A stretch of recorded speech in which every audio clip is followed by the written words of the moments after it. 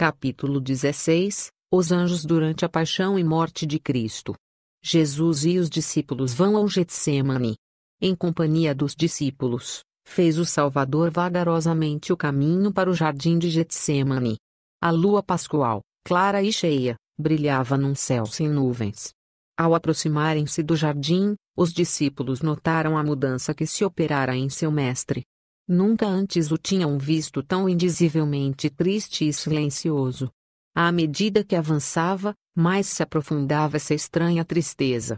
Próximo à entrada do horto, Jesus deixou todos os discípulos, com exceção de 3, pedindo-lhes que orassem por si mesmos e por ele. Em companhia de Pedro, Tiago e João, penetrou nos mais retirados recessos do mesmo horto. Ficai aqui, disse-lhes, e vigiai comigo. Mateus 26:38. Foi a uma pequena distância deles. E caiu prostrado por terra. Sentia que, pelo pecado, estava sendo separado do Pai.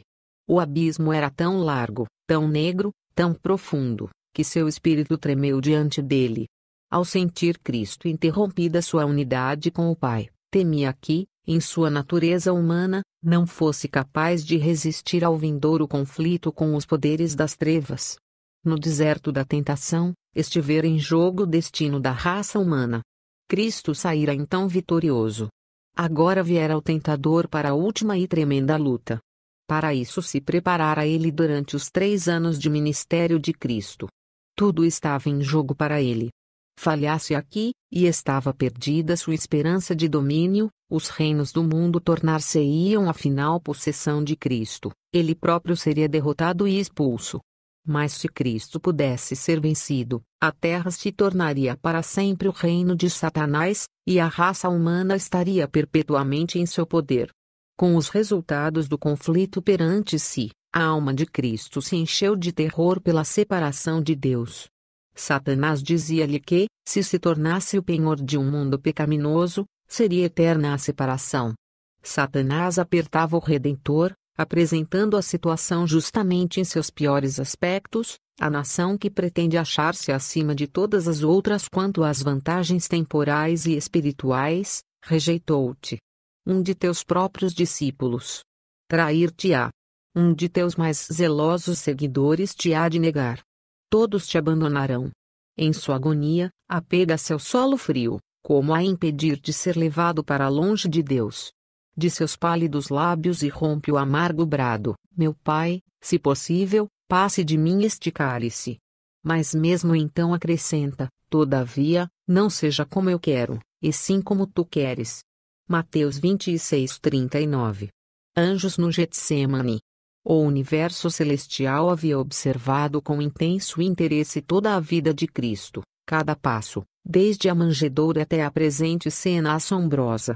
E que cena era essa para milhares e dezenas de milhares de anjos, querubins e serafins contemplarem? Anjos pairavam sobre o local a fim de testemunhar a cena. Contemplaram o Filho de Deus, seu amado comandante, em sua sobre-humana agonia, aparentemente morrendo no campo de batalha para salvar um mundo perdido e a perecer. Todo o céu ouvira aquela oração de Cristo. Sua agonia de alma, que por 3 vezes forçara os trêmulos e pálidos lábios a exclamarem: Pai, se possível, passe de mim este cálice. Todavia, não seja como eu quero, e sim como tu queres. Mateus 26:39, convulsionou os céus. Viram o Senhor envolto por legiões de forças satânicas, sua natureza humana vergada por um horrendo e misterioso pavor. Os anjos que haviam feito a vontade de Cristo no céu, desejavam ambiciosamente confortá-lo, entretanto, estava além de suas forças aliviar suas tristezas. Eles jamais haviam sentido os pecados de um mundo arruinado, de modo que apenas podiam contemplar com assombro o objeto de sua adoração, agora sujeito a uma inexprimível tristeza. Embora os discípulos houvessem fracassado em simpatizar com o Salvador na hora mais tremenda de seu conflito, todo o céu encheu-se de simpatia e esperou pelo resultado com doloroso interesse. 3 vezes a súplica por livramento brotara dos lábios de Cristo. Os céus, não mais podendo suportar a cena, enviaram um mensageiro de consolação ao prostrado Filho de Deus, desfalecendo e morrendo sob a acumulada culpa do mundo. Na crise suprema, quando coração e alma se rompem sob o fardo do pecado, Gabriel é enviado para fortalecer o divino sofredor, animando-o a prosseguir no caminho manchado de sangue. Nessa horrível crise, quando tudo estava em jogo, quando o misterioso cálice tremia nas mãos do sofredor, abriu-se o céu, surgiu uma luz por entre a tempestuosa treva da hora da crise, e o poderoso anjo que se acha na presença de Deus, ocupando a posição da qual Satanás caíra, veio para junto de Cristo. O anjo não veio para tomar-lhe o cálice das mãos, mas para fortalecê-lo a fim de que o bebesse, com a certeza do amor do Pai. Os adormecidos discípulos foram subitamente despertados pela luz que circundava o Salvador.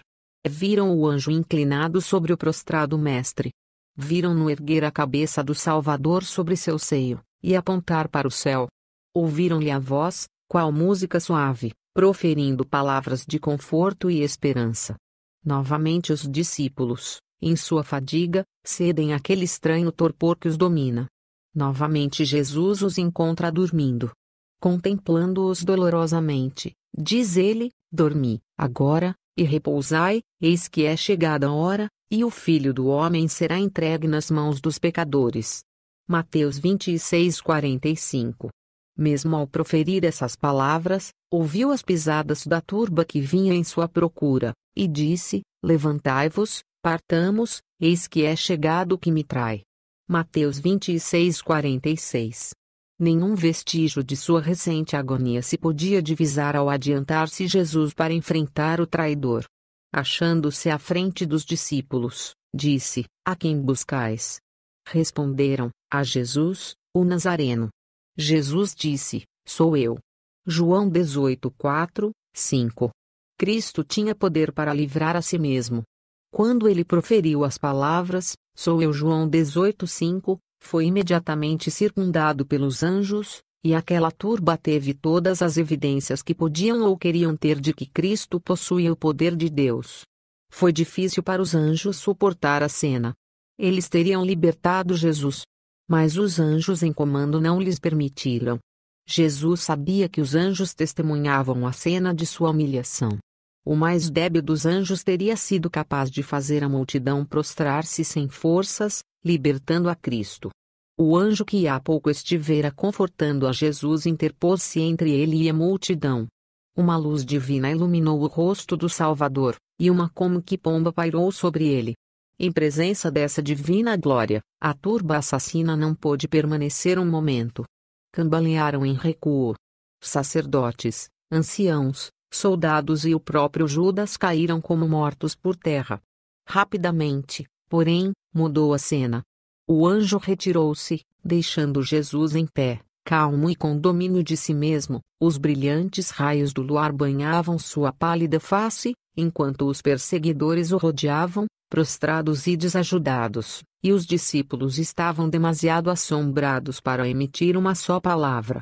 Quando o anjo se afasta, os endurecidos soldados romanos erguem-se junto com os sacerdotes e Judas, reúnem-se à volta de Cristo, como que envergonhados por sua fraqueza, e temerosos de que ele pudesse escapar de suas mãos.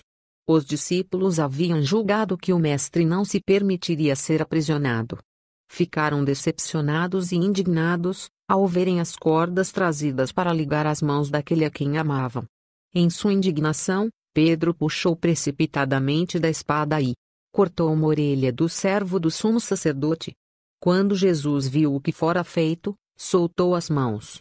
E dizendo: deixai-os, basta. Lucas 22:51, tocou a orelha, e esta sarou instantaneamente.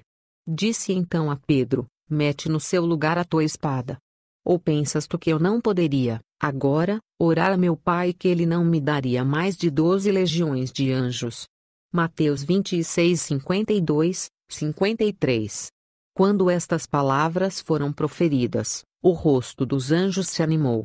Desejaram nesse exato momento cercar seu comandante e dispersar a vil turba. Outra vez, porém, a tristeza estampou-se em suas faces ao Jesus acrescentar: como, pois, se cumpririam as Escrituras, que dizem que assim convém que aconteça. Mateus 26:54.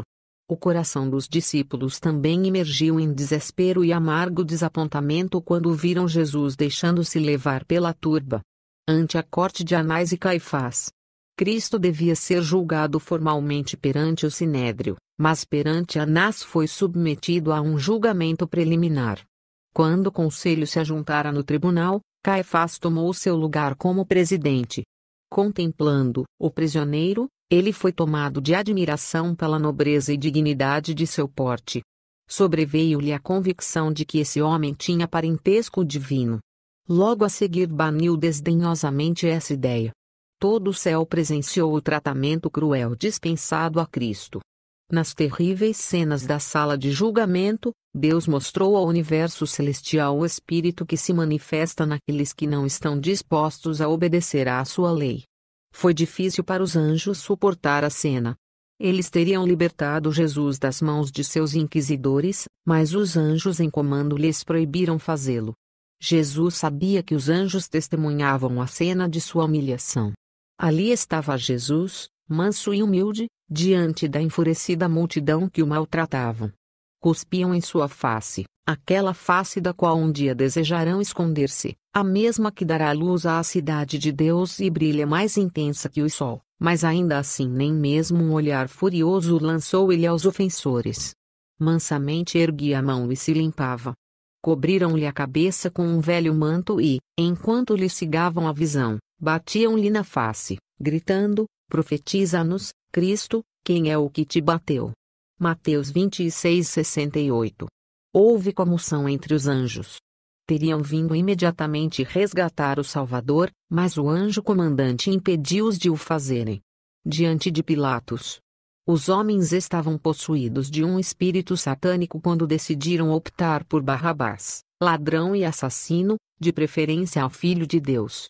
O poder demoníaco triunfou sobre a humanidade. Legiões de anjos maus assumiram o completo controle dos homens, e em resposta à pergunta de Pilatos, sobre quem deveria ser solto, gritaram: "Fora daqui com este! E solta-nos Barrabás." Lucas 23:18. Quando, uma vez mais, Pilatos falou em relação a Jesus, os gritos se tornaram mais fortes: "Crucifica-o! Crucifica-o!" Lucas 23:21. Cedendo controle aos agentes demoníacos, os homens tomaram posição ao lado do grande apóstata. Os mundos não caídos contemplavam esta cena com assombro, incapazes de compreender o nível de degradação ocasionado pelo pecado. Legiões de anjos maus controlavam sacerdotes e dirigentes e, mediante os mesmos, prosseguiam as sugestões de Satanás quanto a persuadir e tentar o povo, através de falsidades e suborno, a rejeitar o Filho de Deus e a escolher um ladrão e assassino em seu lugar. Que cena era essa, para ser contemplada por Deus, serafins e querubins? O Filho unigênito de Deus, a majestade do céu, o Rei da Glória, sendo zombado, insultado, escarnecido, rejeitado e crucificado por aqueles a quem viera salvar, os quais se haviam entregado ao controle de Satanás. Os anjos que contemplavam a cena perceberam as convicções de Pilatos e registraram sua simpatia por Jesus. Satanás e seus anjos tentavam Pilatos e procuravam conduzi-lo à sua própria ruína. Sugeriram-lhe que, se não tomasse parte na condenação de Jesus, outros o fariam. Mesmo então Pilatos não foi deixado agir às cegas. Uma mensagem de Deus o advertiu do que estava para cometer. Em resposta às orações de Cristo, a esposa de Pilatos foi visitada por um anjo do céu, e vira em sonho o Salvador, e com ele conversara. Contemplou em julgamento no tribunal. Viu-lhe as mãos firmemente ligadas como as de um criminoso. Viu Herodes e seus soldados praticando sua terrível ação.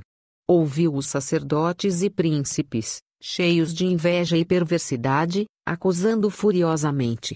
Ouviu as palavras: "Nós temos uma lei, e, segundo a nossa lei, deve morrer." João 19:7. Viu Pilatos entregar Jesus aos açoites, depois de haver declarado: "Não acho nele crime algum." João 19:4. Ouviu a condenação pronunciada por Pilatos, e viu entregar Cristo a seus matadores. Viu a cruz erguida no Calvário. viu a terra envolta em trevas, e ouviu o misterioso brado: está consumado. João 19:30. Ainda outra cena se lhe deparou ao olhar. Viu Cristo sentado sobre uma grande nuvem branca, enquanto a terra vacilava no espaço, e seus assassinos fugiam da presença de sua glória. Com um grito de terror despertou ela, e escreveu imediatamente a Pilatos palavras de advertência. Enquanto Pilatos hesitava quanto ao que havia de fazer, um mensageiro, abrindo apressadamente caminho por entre a multidão, passou-lhe uma carta de sua esposa, que dizia: não entres na questão deste justo, porque num sonho muito sofri por causa dele. Mateus 27:19. Pilatos empalideceu. Estava confuso ante suas próprias contraditórias emoções. Mas enquanto demorava, os sacerdotes e príncipes inflamavam ainda mais o espírito do povo. Pilatos anelava a libertar a Jesus. Viu, porém, que não podia fazer isso e conservar ainda sua posição e honra. De preferência perder seu poder no mundo, escolheu sacrificar uma vida inocente. Pilatos cedeu às exigências da turba. A arriscar sua posição, preferiu entregar Jesus para ser crucificado. A crucifixão de Cristo. O Filho de Deus foi entregue ao povo para ser crucificado. Puseram sobre ele uma pesada cruz. Mas Jesus desmaiou sob o enorme fardo. Encontraram então um homem que, embora não houvesse professado abertamente sua fé em Cristo, cria nele. Colocaram sobre este a cruz e ele a conduziu ao lugar fatal. Companhias de anjos formavam-se nos ares sobre o lugar. Quem presenciou estas cenas? O universo celestial, Deus Pai, Satanás e seus anjos. Anjos celestes. Ouviram as palavras zombeteiras e escarnecedoras, e viram-o sacudir das cabeças. Alegremente a ver-se-iam colocado ao lado do Filho de Deus em sua humilhação e angústia corporal, mas não lhes foi permitido fazê-lo. Salvou os outros e a si mesmo não pode salvar-se. Mateus 27:42, foi a frase zombeteira lançada contra Cristo enquanto agonizava pendente da cruz. A qualquer momento poderia ele haver salvado a si mesmo, descendo da cruz, contudo, houvesse ele procedido assim, o mundo teria sido entregue ao controle do grande apóstata. Foi espantoso para os anjos que Jesus não houvesse fechado com a morte os lábios dos escarnecedores. Entre aqueles que zombavam de Cristo pendente da cruz, encontravam-se personificados Satanás e seus anjos. Era Satanás quem enchia as bocas com vis maldições. Ele inspirava os gracejos. Os principados e potestades das trevas reuniram-se em torno da cruz. O grande apóstata, ainda mantendo notável estatura, conduzia a multidão maligna que se unira aos seres humanos em luta contra Deus. E, Cristo, estava lutando com o poder de Satanás, que declarava ter Cristo em suas mãos, que era superior em força ao Filho de Deus, que o Pai estava rejeitando o Filho e que este não estava, mas que ele próprio, no favor de Deus. Cristo não cedeu no menor grau ao inimigo torturador, mesmo quando sob a mais amarga angústia.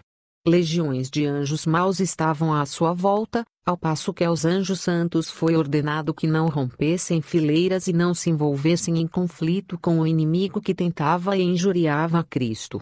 Tampouco lhes foi permitido ministrar ao angustiado espírito do divino sofredor.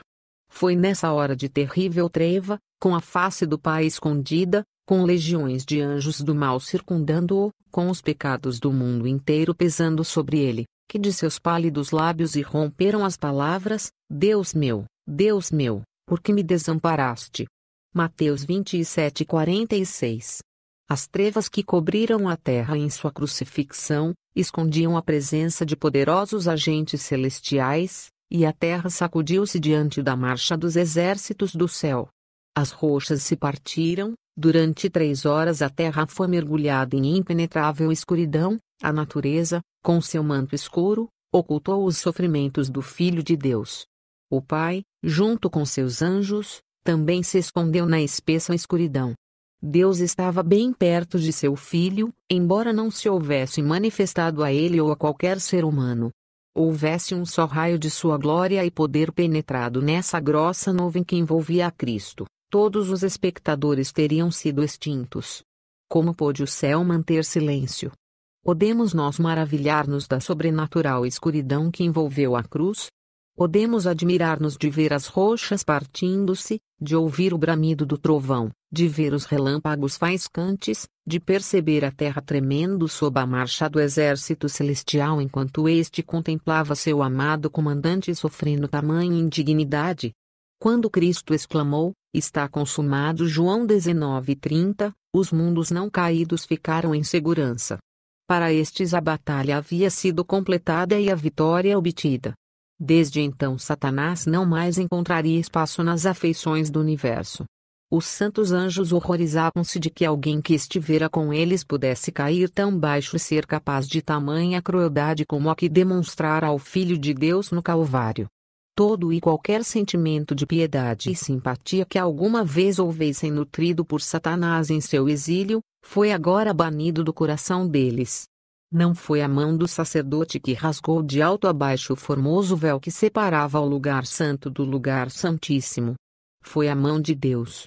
Quando Cristo exclamou, "Está consumado", João 19:30, o santo vigia que fora o hóspede invisível no banquete de Belsazar, sentenciou a nação judaica como excomungada. A mesma mão que traçara sobre a parede os caracteres que explanaram o destino de Belsazar e o final do reinado babilônico, rasgou o véu do templo de alto a baixo. Eles, os líderes judeus, retiraram seu corpo da cruz e o depositaram na tumba nova de José, rolando uma grande pedra sobre a porta do sepulcro, alegando como razão para assim procederem, o risco de virem os discípulos à noite para roubar o corpo. Anjos maus exultavam ao redor da sepultura, pois imaginavam que Cristo havia sido vencido. Um grupo de soldados romanos fora posto a manter guarda junto à tumba, e as maiores precauções imagináveis haviam sido postas em prática pelos judeus, para que seu triunfo fosse completo. Todavia, anjos celestiais guardavam o lugar em que seu amado comandante dormia. Não foi senão por ocasião da morte de Cristo que o caráter de Satanás se revelou claramente aos anjos e aos mundos não caídos. Foi então que as mentiras e acusações daquele que antes fora um exaltado anjo, apareceram em sua verdadeira luz. A morte de Cristo na cruz assegurou a destruição daquele que possui o poder da morte, que foi o originador do pecado. Quando Satanás for destruído, não haverá ninguém para tentar outro a pecar. A expiação jamais necessitará ser repetida, e não existirá o risco de uma nova rebelião no universo de Deus. A única medida capaz de vencer o pecado neste mundo de trevas, evitará que novamente o pecado brote no céu. O significado da morte de Cristo será percebido por santos e anjos. Homens caídos não teriam um lar no paraíso de Deus sem o Cordeiro morto desde a fundação do mundo. Os anjos atribuem honra e glória a Cristo, pois nem mesmo eles se encontram seguros, exceto ao contemplarem os sofrimentos do Filho de Deus.